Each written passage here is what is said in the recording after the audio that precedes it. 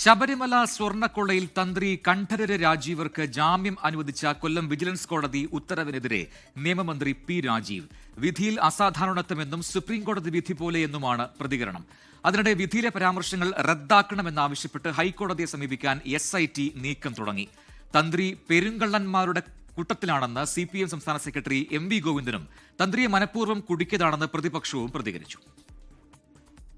തന്ത്രി കണ്ഠരര് രാജീവർക്കെതിരെയുള്ള ആരോപണങ്ങൾ പ്രഥമദൃഷ്ട്യാ നിലനിൽക്കുന്നതല്ല, തന്ത്രിക്കെതിരെ തെളിവുകളില്ല തുടങ്ങിയ പരാമർശങ്ങളാണ് ജാമ്യം അനുവദിച്ചുള്ള കൊല്ലം വിജിലൻസ് കോടതിയുടെ ഉത്തരവിലുള്ളത്. ഈ പരാമർശങ്ങൾ റദ്ദാക്കണമെന്നാവശ്യപ്പെട്ടാണ് പ്രത്യേക അന്വേഷണ സംഘം ഹൈക്കോടതിയെ സമീപിക്കുക. തന്ത്രിക്കെതിരെ ശക്തമായ തെളിവുണ്ടെന്നും ഹൈക്കോടതിയെ അറിയിക്കും. ജാമ്യ ഉത്തരവിന്റെ പിൻബലത്തിൽ പ്രതിപട്ടികയിൽ നിന്ന് ഒഴിവാക്കാൻ ആവശ്യപ്പെട്ട് തന്ത്രി മേൽക്കോടതിയെ സമീപിക്കുന്നത് തടയുന്നതും SITയുടെ ലക്ഷ്യമാണ്. കൊല്ലം വിജിലൻസ് കോടതി വിധിക്കെതിരെ നിയമമന്ത്രി പി രാജീവ് രംഗത്തെത്തി. 90 ദിവസം കഴിഞ്ഞല്ലോ ജാമ്യം കൊടുക്കുക, അങ്ങനെയൊക്കെ കോടതിക്ക് തീരുമാനിക്കാം.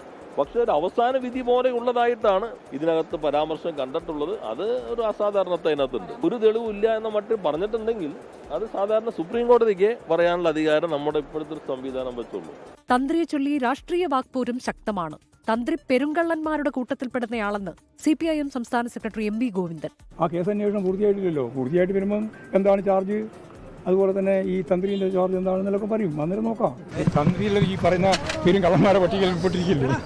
പകയോടെ തന്ത്രിയെ അകത്താക്കിയെന്നും മുഖ്യമന്ത്രിയും ഓഫീസുമാണ് പിന്നിലെന്നും പ്രതിപക്ഷം. മതിയായ തെളിവുകളില്ലാതെ അദ്ദേഹത്തെ പോലെ ഒരാളെ അറസ്റ്റ് ചെയ്ത് തടങ്കിലാക്കുന്നത് എന്തിന്റെ അടിസ്ഥാനത്തിലാണെന്ന് മനസ്സിലാകുന്നില്ല. SIT ഈ കാര്യത്തിൽ എന്തോ പകയോടുകൂടി ഇദ്ദേഹത്തെ അകത്താക്കിയതുപോലെ തോന്നുന്നുണ്ട്. അദ്ദേഹം അതിൻ്റെ അടിസ്ഥാനത്തിൽ ഞാൻ ചെന്ന ദിവസം തന്നെ പ്രസ്താവന ഇറക്കിയിട്ടുണ്ട്. അപ്പോൾ അത് പരിശോധിക്കേണ്ട കാര്യമാണ്. അന്ന് പെരുങ്കള്ളെന്ന് വിളിക്കുകയും ഈ ശ്രീധരൻപിള്ള ദൈവത്തെക്കാൾ മുകളിലാണോ എന്നൊക്കെ ചോദിക്കുന്നത് വളരെ തരംതാണ ഒരു ഏർപ്പാടായിപ്പോയി. ഇത് പാടില്ല. 24 കൊച്ചി. ലോകത്തെവിടെയായാലും ഏത് സമയത്തും 24 വാർത്തകളും ഓഗ്മെന്റഡ് റിയാലിറ്റി പാക്കേജുകളും എക്സ്പ്ലെയിനറുകളും വിശദമായി കാണാൻ ഞങ്ങളുടെ YouTube ചാനൽ നിങ്ങൾക്ക് സബ്സ്ക്രൈബ് ചെയ്യാം.